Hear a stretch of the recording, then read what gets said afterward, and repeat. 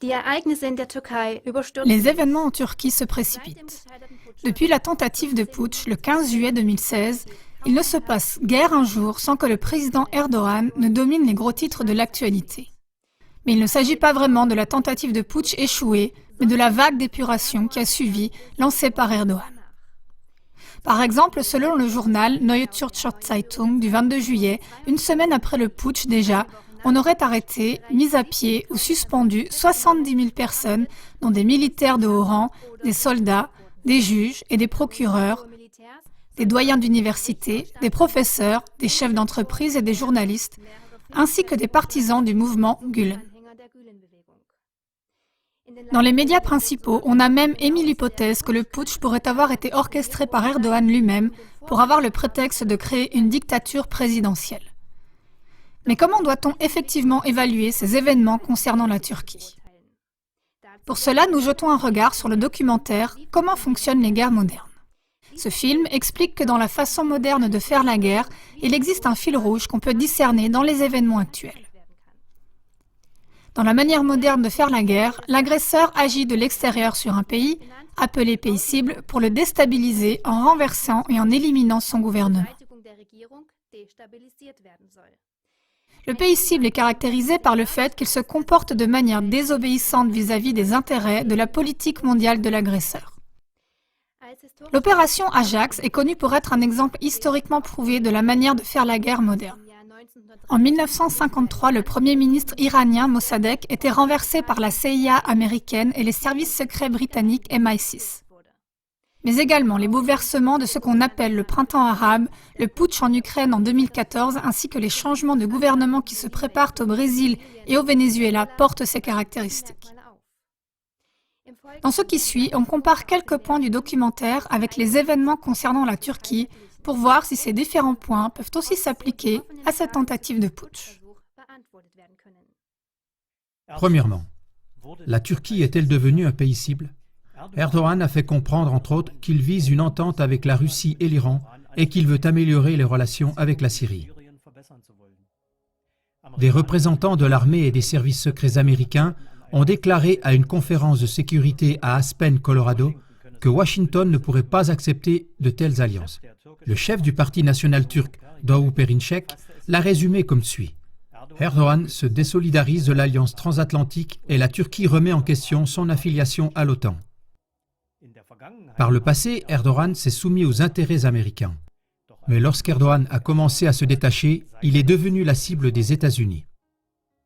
Deuxièmement, l'agresseur prend contact d'abord avec tous les groupes mécontents et disposés à la violence, des rebelles, des terroristes rémunérés, dans le pays de son objectif cible. Selon des diverses informations des médias turcs, il y aurait toujours une structure de gladio active en Turquie, un détachement paramilitaire secret de l'OTAN. Celle-ci serait utilisée surtout par des Britanniques et des Américains pour prendre de l'influence sur les événements politiques en Turquie. Le journal Deutsche Wirtschaftsnachrichten l'a communiqué le 3 août 2016. On dit que le mouvement du prédicateur Fethullah Gülen serait juste une branche de cette structure.